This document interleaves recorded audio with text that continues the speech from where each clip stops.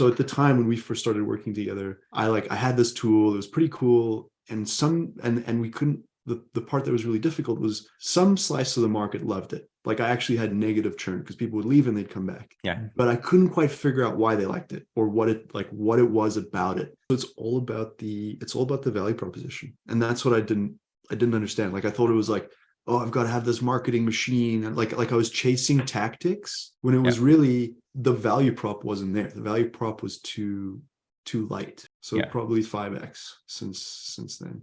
And it's been a good journey, and we're surviving, like, you know, in a pretty tough space where some of our competitors are being forced to shut it down. So it's 5X is awesome. I'm happy for you. That's great. Thank you. Appreciate it. Is like something I struggle with, and and this is a very common thing, is having peers that are kind of going through the same thing. And part of the program is just really good to meet, you know, other high quality entrepreneurs that are kind of sharing the same journey. And as part of our 10-part series of SaaS and Scotch, instead of just me bringing you principles on how to grow your SaaS business, I'm bringing in principles from the trenches with founders that I've been working with inside of my SaaS Go-To-Market coaching program. So on this episode, I have Anton here, CEO of Wavo. Wavo is in the sales engagement space. The cool thing about them is they have a SaaS platform, but as long as you have a go-to-market strategy defined, they'll work with you to actually deploy your outbound campaigns.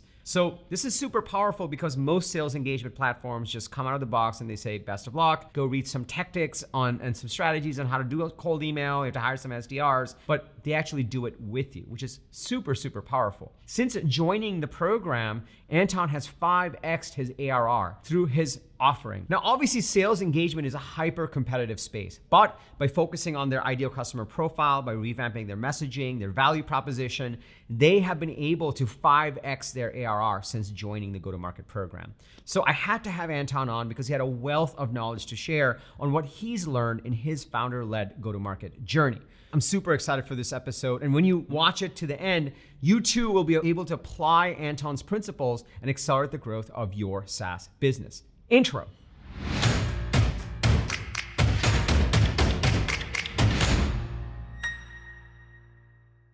What's up, everybody? Welcome to Unstoppable. I'm TK, and on this channel, I help SaaS founders like you grow your SaaS business faster with an unstoppable strategy. Now, if you're new to this channel, welcome. I drop an episode every single Sunday where I bring you actionable tactics and principles on how to grow your SaaS business faster.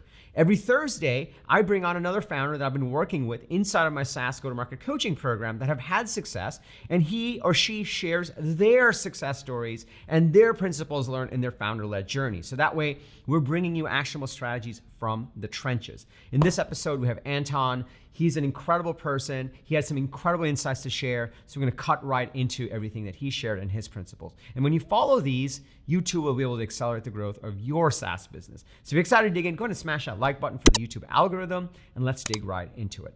What's up, everybody? Welcome to another fun episode of SaaS and Scotch. Today, I have Anton van Rhyn, CEO and founder of Wavo. I've been wanting to do this interview for so long. Anton, welcome to the show. So excited to have you here. Thanks, TK. Awesome to be here.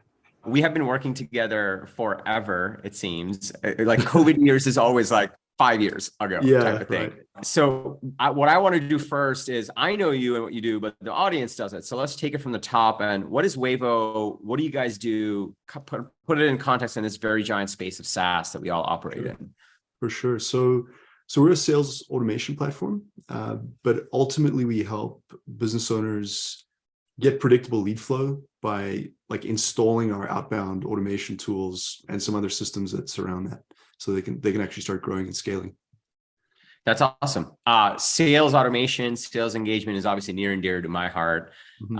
And you've been working on it for a while, so it's near and dear to your heart. Tell me a little bit around, I always love talking about the backstory of how you got to working on this. Like, how did you end up building sales automation software? This is actually kind of a cool story. How I ended up here, I'm based in Toronto, Canada, and I tried to start a business very similar to like BP or Carvana, like many, many years ago. And the industry here is super, super regulated. And that was actually also like an aside, but the like sales automation world was just kind of getting going. I ended up having to shut down that business. Like it was like a massive fail. I actually was forced to shut down, even though I followed all the regulations. I just scared the hell out of the old boys club in the car dealer world. And it was kind of a Hail Mary. I had to figure out how to make money and kind of pay the bills. And that's not an exaggeration. And so I started using cold email to try to line up. I thought I understood something about car dealers now. And I'm like, I know some of their pain points. I can sell them some marketing services. And so by using cold email to get leverage and automate my, like, rather than cold calling, I went from like no pipeline to a couple of closed deals in like 2 weeks. That was pretty interesting. And then I realized like selling marketing services to car dealers is kind of boring and like not fun. Like they're really not fun to work with. All the stereotypes are true. And so what I did is I packaged that like cold email as a service, went to market with that. That started to take off, built a software platform to run that business on. And then that kind of the rest is history. It sort of flowed from there. So it's been an interesting journey. That's awesome. So many founders I come across have services businesses and want to productize and build a SaaS product because they have domain knowledge, they maybe have extra cash flow, they understand the market. So many things check the box, but very few are able to make that transition. For you, what was that transition like, going from services to a SaaS product and a SaaS platform? It's tricky. I mean, there's actually a lot to learn. Like I tried to make the jump straight to self-serve SaaS from like a high touch sales model and high touch fulfillment model. And the learning curve is really steep to make that jump. So, I mean, in terms of, because there's a lot of things around, you're no longer really talking to customers that much. You're giving them a trial and then you're trying to, so there's a lot of things a lot of moving pieces. And to do that in a bootstrapped way is actually pretty difficult. Like I think if you raise venture or raise some, maybe not venture, but, you have a longer runway and more resources to get that figured out faster. So, I mean, if I was to give any advice, if you're bootstrapping, don't try to go for self-serve SaaS right away. Yeah. Do it in a model where you actually are having conversations with people. Because I think in the long run, that actually slowed me down. Like trying to make that jump too soon. Yeah, no, that makes sense. I think what a lot of people don't realize coming from that world, now I get to straddle both of these worlds, is service businesses are amazing because you can quickly build revenues because it's like time, money. It's like, cool. People are like, yep. SaaS businesses are more like assets. It's like an apartment building you're building, and then you're going to rent out each of the apartments. And so it takes time to lay the foundation and build it up and have the infrastructure. Like it's a slower burn, but higher scale. And so it's like a completely different way of thinking about how you approach these kind of businesses, I think. Totally, for sure. So for you, you got into sales engagement or sales automation, cold emailing, which is, when I got into it in 2010, 2011, no one did it. But now, or at least when you got into it, I'd imagine it was like pretty competitive, and now it's more competitive than ever. What was that like? Like, how did you kind of think about that? Did you not know any better? Did you were like, nope, it's competitive, but I know how to differentiate? Like, how did you approach it? Because everyone thinks about SaaS is more competitive than ever, so it's like a thing now. Yeah, so that's a very interesting question. Just an aside, like, so I used ToutApp way back when, and it was pretty awesome. Like I actually managed, anyway, long story. But so me That's getting awesome. into it. Thank you for being a customer. Oh, you're welcome. To be honest, I laughed because I didn't know any better. It was kind of like, it was a natural progression. I think we kind of built the tool because we needed it, and I didn't want to pay the license fees we were paying other SaaS tools, which was like a lot. And I figured for the amount of money, like I might as well just hire a couple developers and build it. So that was like one reason. But yeah, to be honest, maybe it wasn't the best thinking, but it may also just be because SaaS is so crowded nowadays anyway. And so a lot of the learning for me in the last couple, sort of last year or so has been how to differentiate in this crowded space and the way we sell and the way we package the product up and that kind of thing. Yeah. So it's been interesting too. I think that was like my first memory of like when we started doing strategy calls and coaching sessions. So maybe let's dig into that crowded space, differentiated product. You started to dig into your go-to-market. You started to embrace it. What have you learned through that journey and embracing go-to-market in a space like this? So the biggest learning, and it's going to sound kind of silly. Like, this is how naive I was.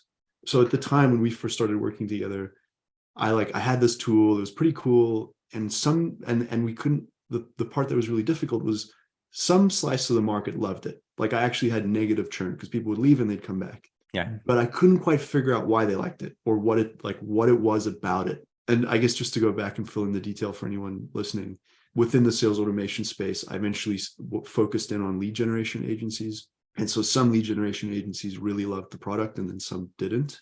And so the learning was I had to actually have a much stronger value proposition. The value proposition was really like not very tangible. And some people understood it, but some people didn't. Yeah. So once I actually figured out how to create a better value proposition, things really started to take off, and how to explain the value. Yeah, it is interesting because everyone thinks to have a value proposition. Everyone thinks to have an ICP also. But then like when you really get into it, you're like, no, actually, the more specific you can get, the more it can impact metrics and conversions and revenues. Totally. I mean, and the better your ICP, the smaller your ICP, the easier actually everything becomes. Yeah. You can How did that go for you? Like, as you were going through ICP, messaging, value prop, like what were some learnings for you that other founders that are maybe going through, like, and I always say baby TK. So if you were talking to baby Anton, what would you tell him as he's embarking on this journey to figure out go-to-market and start to scale the revenues?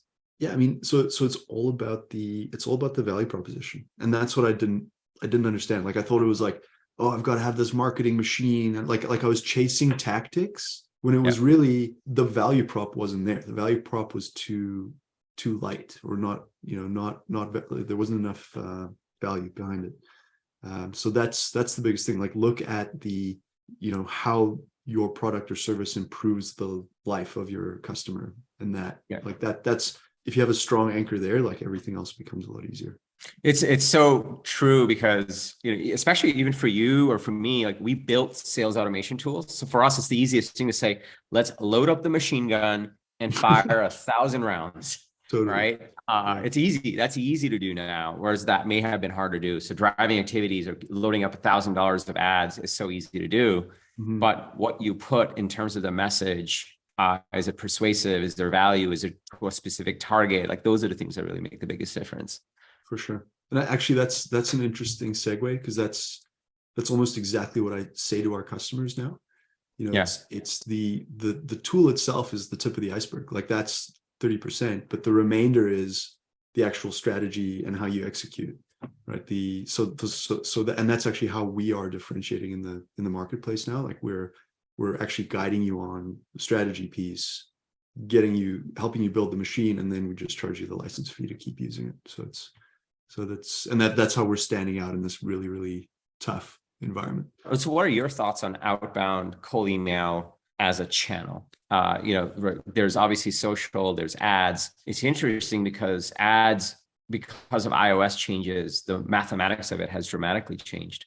Mm-hmm. There's more noise than ever in organic social. So people still look to SDRs and outbound emailing as the one channel that's unfederated.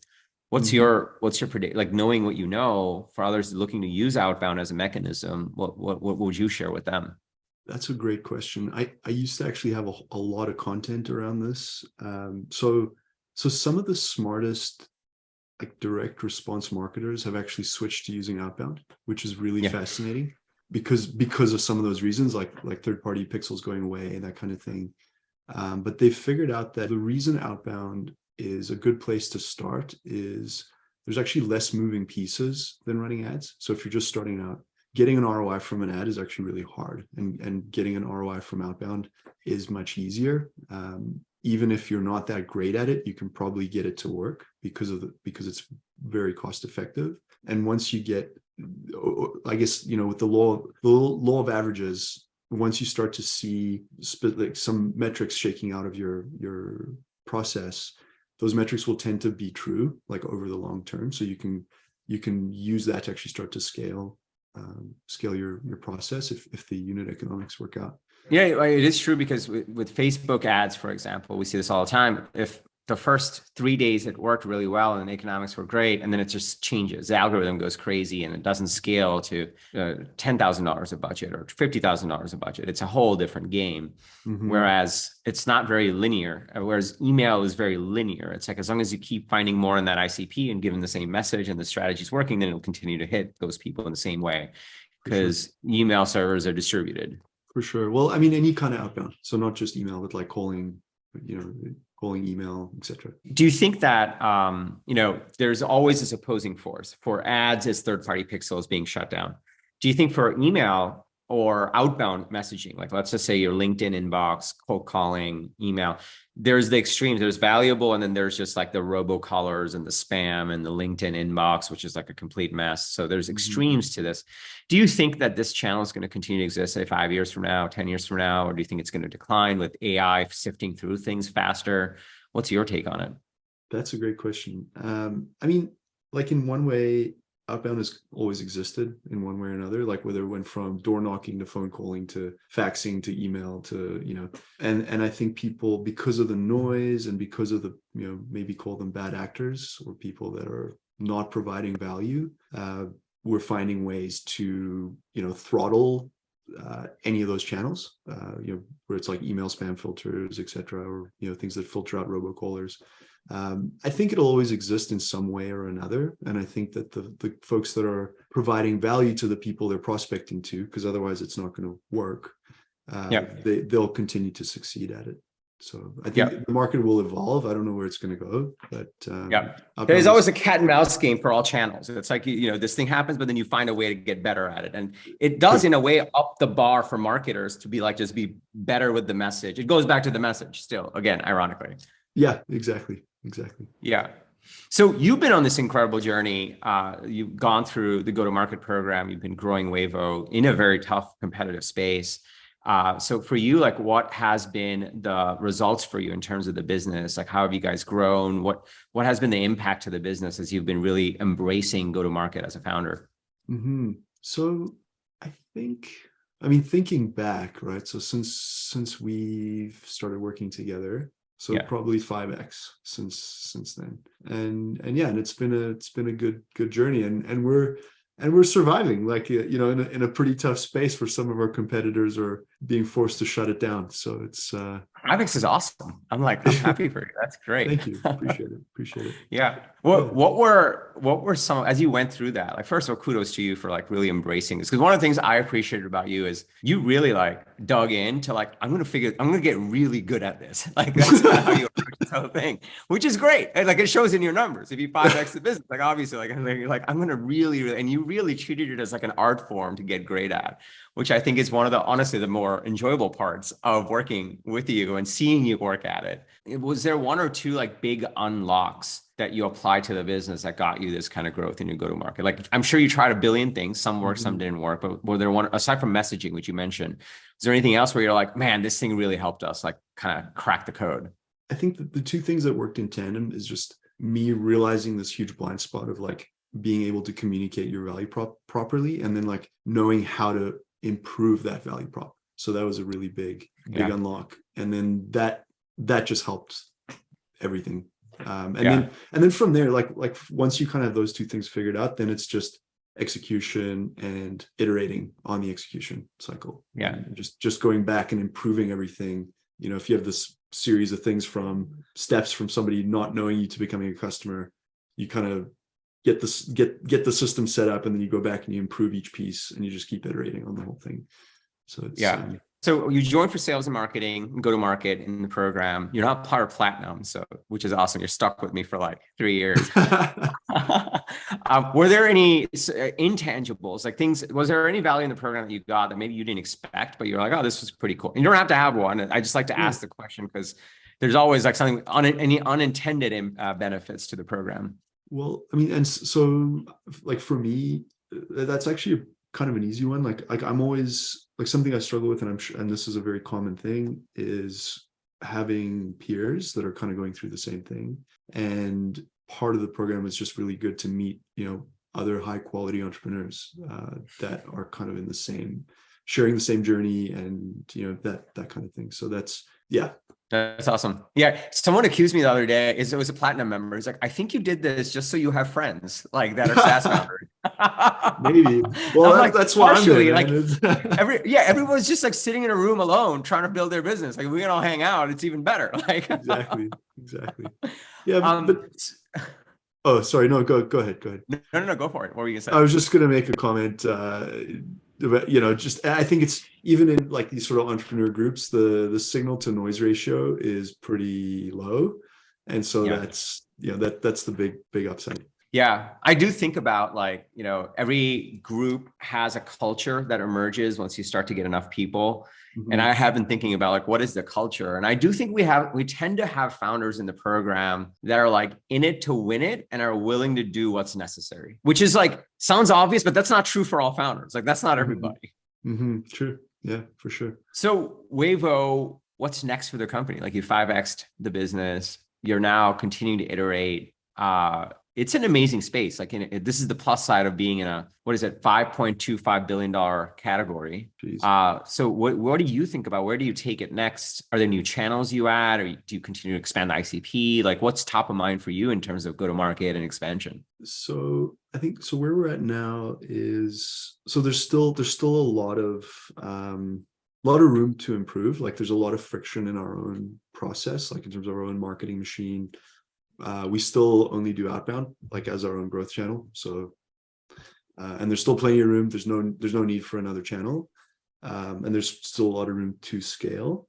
But it's just refining the process and probably building out a sales team.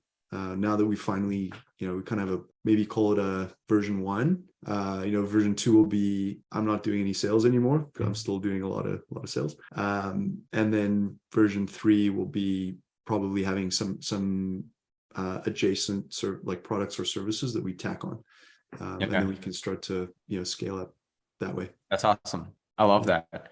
I'm so excited for you. It's awesome to hear about the progress you're making in a crazy space. It just goes to show that if you focus on telling the story, telling a differentiated story, you can compete in any space, no matter how crowded it is, because it's such a big space. Like everyone's looking for options, which is I think an empowering story for anyone that's listening, that's in a space, because every space in SaaS now is competitive, because that's the thing, that's the name of the game. Yeah, I actually think that in that space, like the SaaS world, it's going to go down to people building small apps that don't need a ton of R&D, and then the differentiator is going to be like how well can you sell in market. And that's going to be, be the, it used to be like, can you code, right? Now it's like, can you sell or market? Because the coding is, it's a commodity. And then, or you just have tons of money and you do like some massive R&D, and, the little guys can't do that. So I feel like there's going to be like a big split in the SaaS world. I think there's some truth to that. I think that the, SaaS 1.0 was I built this over a weekend. Here you go, Hacker News. Right. But now really and that was what was required to start a company. That's how I started ToutApp. Like it started as a weekend project, but now it's really more of like founder-led sales and marketing is becoming table stakes. Like you have to embrace that skill and own that skill and get good at that, because that's what the table stakes are. Just building a product is not good enough anymore, especially now with no code and all these things. It's not that hard to churn a product out. Totally. Yeah. So I think the word's escaping me right now, but the like the success, like the success factor is going to be in the sales, like we're in the go-to-market, really. Yeah. Like so Anton, for you, where can people find out more about Wavo, and where can they get in and for founders that are inspired by your story, if they want to get in touch with you, what's the best platform to reach out to you? Sure. I'm actually like one of those weird not on social media people. I guess LinkedIn's the caveat, but I actually never log into my account. If you want to reach out to me, my first name, Anton, at Wavo is wavo.co, or check out the website to learn more about us. Of course, just send him a cold email. Yeah, send me a cold email. All right, Anton, thank you so much for doing this. I know a lot of founders struggle with the competitive dynamics and founder-led sales and marketing. They'll be inspired by your story, and thanks for sharing your insights and taking the time to be here. It just means a lot. I know founders that are watching and practitioners that are watching will get a lot of value from this as well. Appreciate it, TK. Very welcome. I hope it helps everybody. So now you know how Anton navigated his own founder-led journey, what were his lessons learned and the principles he's applied. The core principles for revamping a go-to-market strategy are straightforward. You have to build out your ideal customer profile, you have to revamp your messaging, and you have to run a consistent Broadway show on key channels. So if you're at that stage where you have some revenues and you're looking to accelerate the growth of your SaaS business, then I encourage you to join my SaaS Go-To-Market coaching program, the same coaching program that Anton has gone through. He's now part of my Platinum program where we continue to work together as he continues to scale his business. Inside of the program, we flesh out your ideal customer profile. Then we build out your manifesto, which is your differentiated message, your strategic message that you bring to your customers. And then we teach you how to run a consistent Broadway show where you can bring that manifesto and approach your customers in your ideal customer profile and actually drive pipeline and drive revenue growth. It's an incredible program. So many amazing founders have gone through it, and we've been sharing the success stories. There's been enough success stories where we've been doing a second episode every week as part of this 10-part series to bring you their lessons learned. So if you want to learn more and you'd like to work together on scaling your SaaS company and revamping a go-to-market strategy, then I encourage you to check out tkkader.com/GTM. Inside of the page, you get all the details about the program, how I run it, how we work together. If you're interested, you can fill out a small form. We'll get on a call. We'll make sure that we're the right fit. And if we are, then we're off to the races. We'll start revamping a go-to-market strategy and putting these principles into work. Also, if you got value from this video, please make sure you smash that like button for the YouTube algorithm. It just loves it when you do that. We also drop an episode every single Sunday with actionable strategies and tactics from the trenches on how to grow your SaaS business faster. So be sure to hit that subscribe button and that bell icon so you'll get notified every single time I drop an episode. And if you have a fellow founder that will get value from this video, please share it with them. It'll just mean the world to us. We put a lot of love into these videos. And lastly, remember, everyone needs a strategy for their life and their business. When you are with us, yours is going to be unstoppable. I'm TK, and I'll see you in the next episode or inside of the Go-To-Market program where we get to work together. Take care.